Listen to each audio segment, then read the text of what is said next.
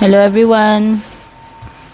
Welcome dito sa ating reading. This is your oracle card or oracle message for today. Pagpasensyaan nyo na ba't ngayon lang ako nakapag-upload, no? Kasi masama yung pakiramdam ko ilang araw na. Okay, kaya siguro, ewan ko, ayaw ko mag-read pag ganun. So, ayan nyo, itutuloy ko naman yung mga readings ko. Maraming salamat po sa mga patuloy na sumusuporta. Laging nakasubaybay sa ating mga reading, sa ating dear followers and subscribers. Kung hindi po kayo nakakasubaybay sa ating YouTube and Facebook, don't forget to like, follow, and subscribe. So, kukuha tayo ng isa. Ayan na, tumalon. Ito yung oracle card or oracle message nyo for today. Kung magustuhan nyo, makaka-relate kayo, don't forget to like and share.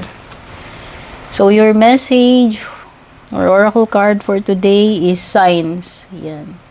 May you see the synchronicities. Synchronicity. So, pwedeng may mga, may mga signs, may mga palatandaan na nangyayari sa inyo right now.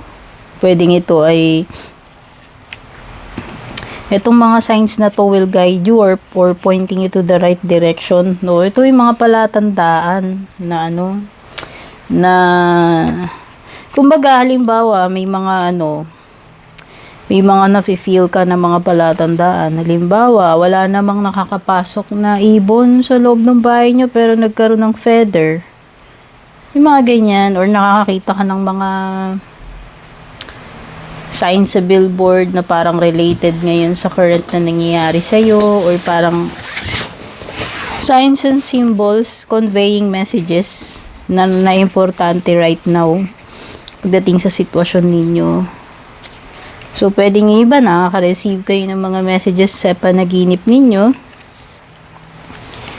Basta, pay attention sa mga signs. Kung ano man mga palatandaan, senyales, sa paligid mo, through music man yan, through dreams, through billboards, or objects around you, may mga pinapadalang mensahe para sa iyo.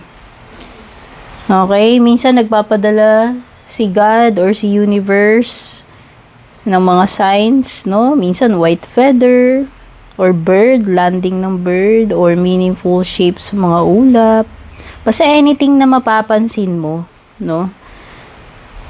Sabi dito is welcome these signs as a confirmation of your internal knowing. Okay, pwedeng itong mga senyales na to, yung mga nakikita nyo objects na yan, or etc. Yan yung palatandaan. Yan yung confirmation ng mga bagay. Halimbawa, may katanungan ka, nangihingi ka ng guidance or answers. Ayan, minsan kasi diba nagpe-pray tayo, nangihingi tayo ng signs. So, yan, pay attention, anything na paparating sa iyo ng mga symbols, signs, mga senyales, palatandaan, Ito yung way ng divine para i-communicate sa atin yung mga mensahe na kailangan nating malaman or kung nangihingi kayo ng guidance. Okay? So, you have to position yourself to receive these messages coming from the universe. Kasi, pwedeng very important itong mga symbols and signs na ipinapadala sa iyo. And you have to notice, no? Kailangan mapansin mo, maging aware ka dito sa mga signs and symbols na pinapadala sa iyo. Okay? So, this is all for now, yung oracle message or oracle card nyo for today. Take care and God bless everyone.